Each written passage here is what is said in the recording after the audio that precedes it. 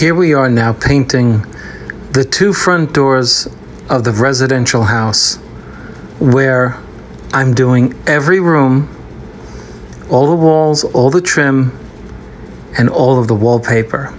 This is the booth that I made around the front doors in order to contain the spray that we're going to be making by using the Titan Cap Spray 115.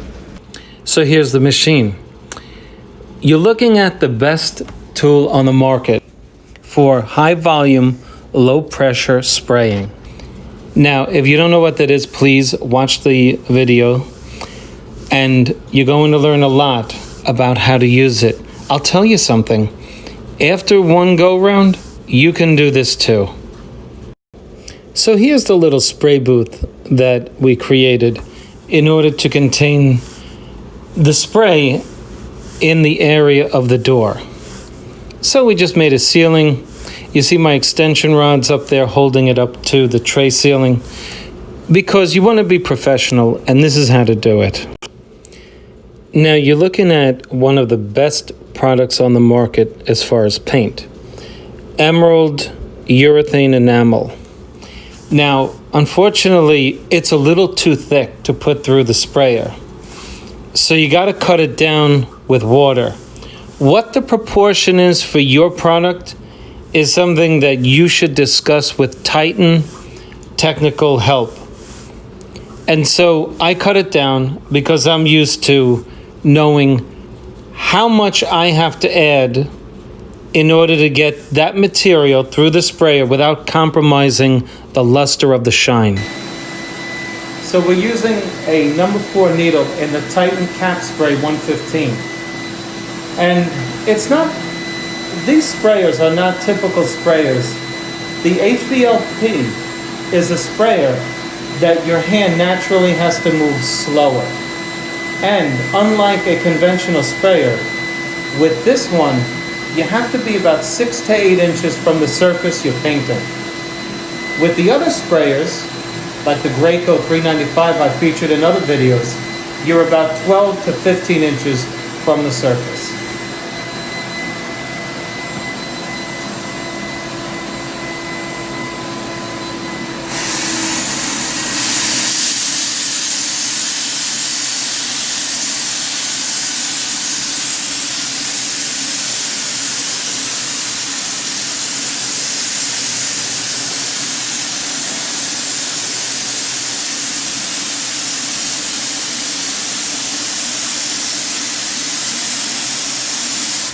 As you can see, my hand is not moving quickly the way it would with a conventional sprayer, like this.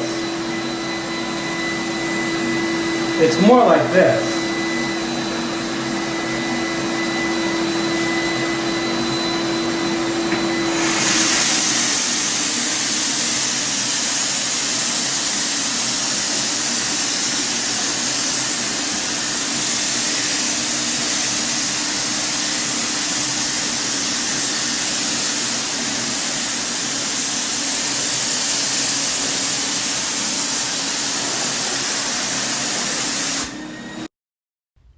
What this sprayer is doing is breaking down the paint material to the smallest particulates that it can make so that you have a very fine finish.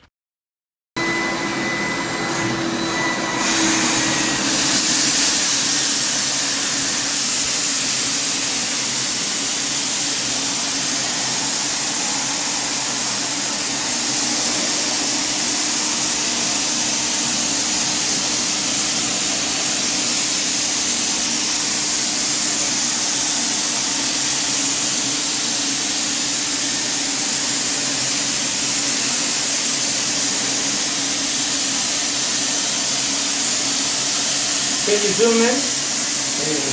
Very good.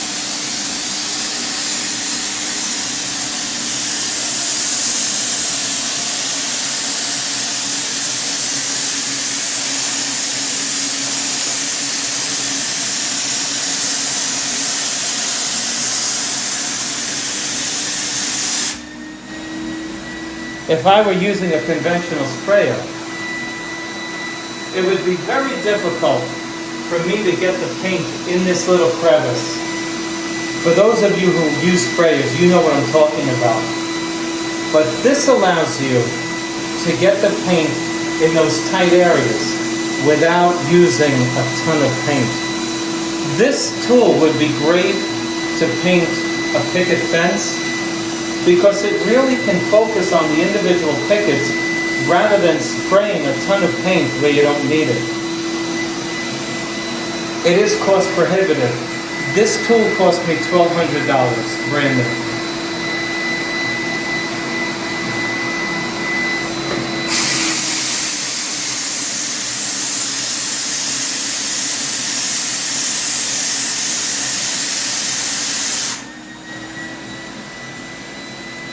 Now I'm going to change the spray pattern because what I'm spraying changed. So this allows me to spray like this or like that. And that's what I just changed.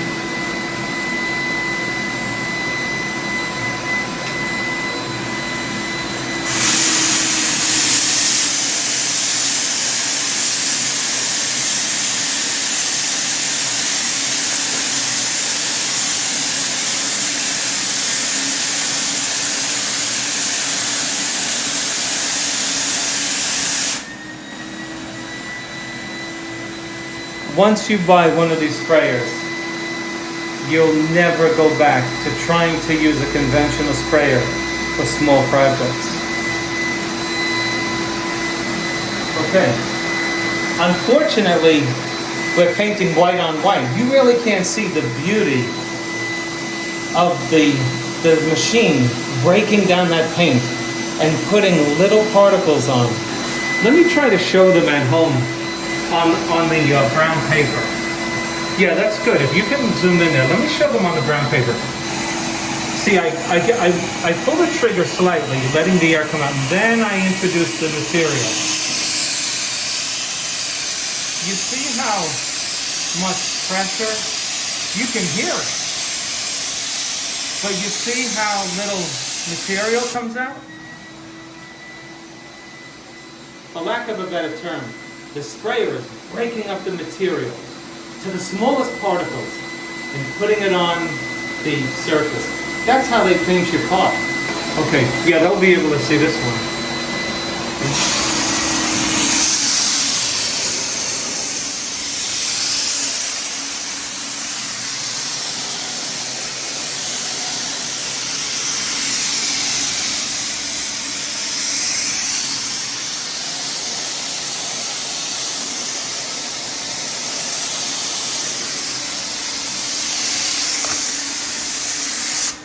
Now let's be fair to the people at home watching. If you don't get all the way down here, you didn't paint under there. So let's do it.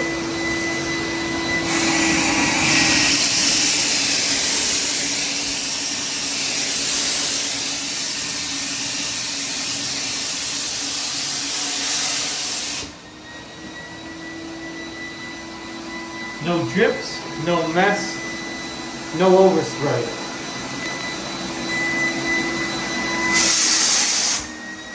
Okay, now we're going to change it back.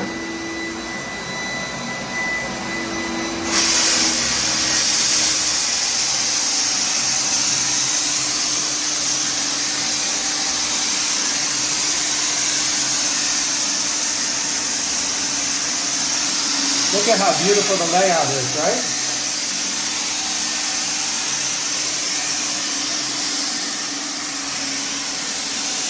Let them see this right there. That's all right. Fantastic.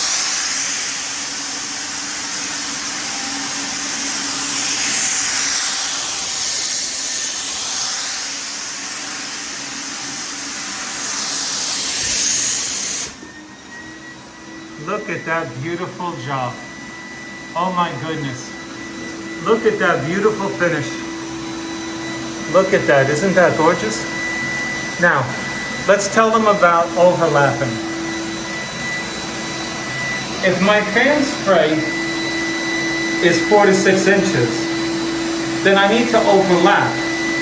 So if my fan is this wide, when I do one column like this, when I spray again, I'm going to come in and recoat half of it, and then recoat half of this one, so that everything gets a second pass. We want to overlap. So,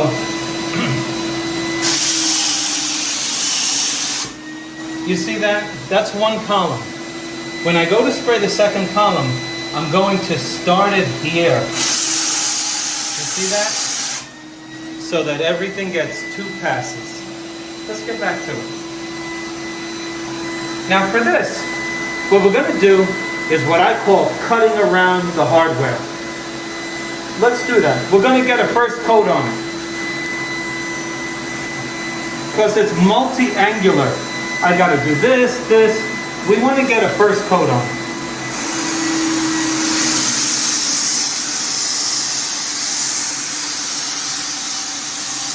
We have a breach in the tape.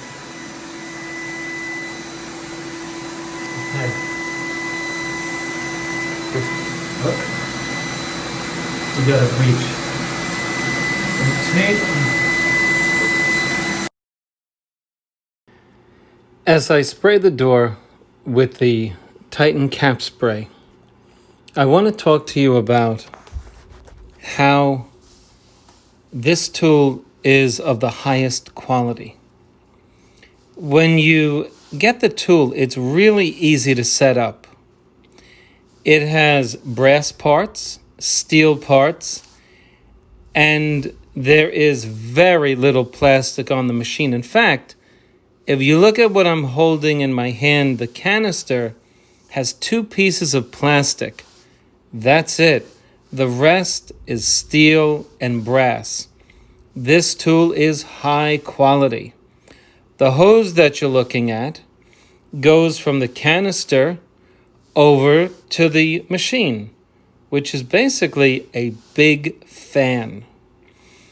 The volume of paint, the pressure of the air is all controlled by the 2 knobs on the canister.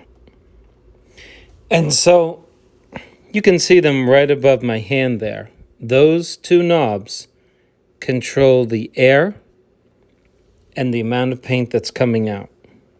What I didn't show you, because the homeowners, of course, didn't want the testing going on in their home, is that you have to test out your volume and your material before you actually start spraying the door. But when you become familiar with this tool, you have a pretty good idea of the settings you're going to need in order to make a successful layout of the paint. You see I'm going horizontal there. On the very end of the tip, the pattern has to be changed in order to make the paint layout most efficient. You wouldn't want the fan going in the wrong direction when you're going horizontal or vertical. It's something I had explained in the video, but when you get the tool, it's a real simple idea. Take notice of the hinges that are all taped off. And you know what's good about this taping off business? You don't have to go crazy tying down the tape around the hinges and everything else. This paint is not really going to go anywhere when you mask off your area. Like I said before, this is not your typical sprayer. The amount of paint that comes out is far less per second than conventional airless sprayers. And for the guys on here who come to my channel, the guys or gals who check this out, who use sprayers, you already know this tool is awesome for fine finishes. I mean, this tool will last me for years. And what I love about Titan is that if you should mess up this sprayer, that canister is the only thing you're messing up. Throw it out and get a new one. Those canisters are only about $100 to $150, as far as I know. If you buy the sprayer, Titan will actually throw in a free canister for you. I love the tool. And so there you have it. If you have any questions about the tool or where to get it, leave me a note. Tell me, for those of you who spray fine finishes, what do you use? What kind of sprayer do you use? Do you use lacquer? Let me know. I'd be interested to hear. And tell me if you're a professional or a do-it-yourselfer. Thanks for stopping by my channel. Let's get back to the video.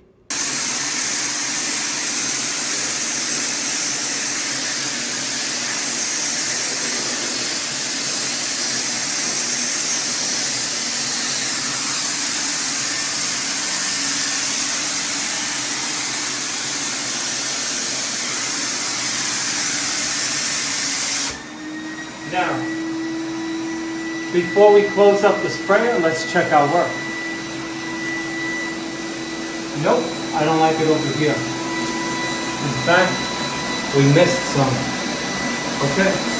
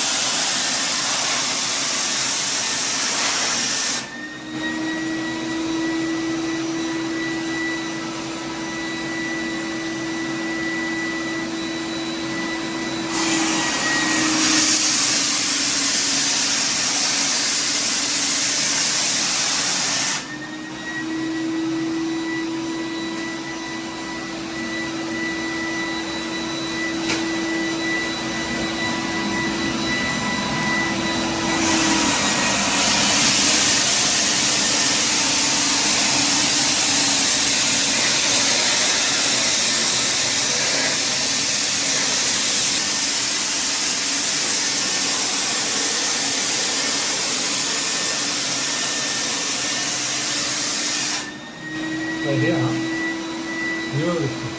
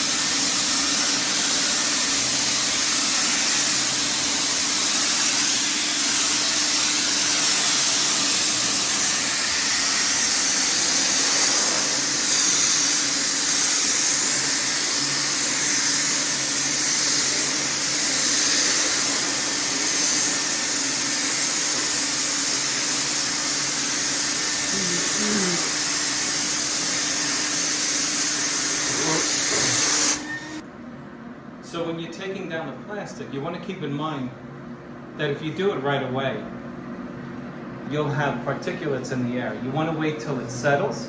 I'd give it 10 minutes. And then you collapse the plastic and then remove all of the masking so that you don't have bridging. What is bridging? It's the process of the paint that you've sprayed or painted with a brush, but in this case sprayed, bridges onto the tape when the two become one. And so when you go to tear off your tape, you wind up ripping off the paint that isn't cured yet. So you want to get that off within the first 20 minutes. Now, fortunately for us, it's a humid paint booth in there, so nothing has dried yet. But you want to keep that in mind. You don't want to go take a lunch break or something like that and come back and find out you're tearing your paint because you didn't consider bridging. All right, so we're going to take this down.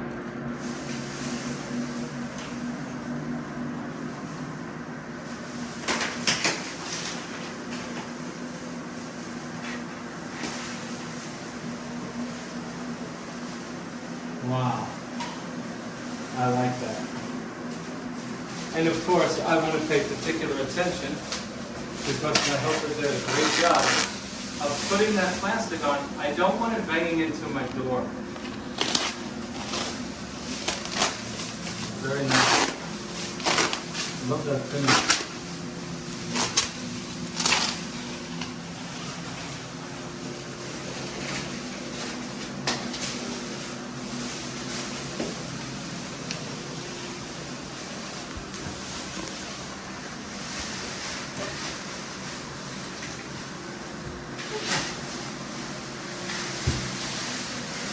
Doorknob, but when you get that with a little Dovey pad, it comes right up. Here's a little trick or something to remember when you tape. You want to leave tabs. So if you wrap this like in a ball and you squeeze it tight, no, you want to leave tabs with your tape so you can lift it. Once this stuff gets crushed down, it's very hard to remove.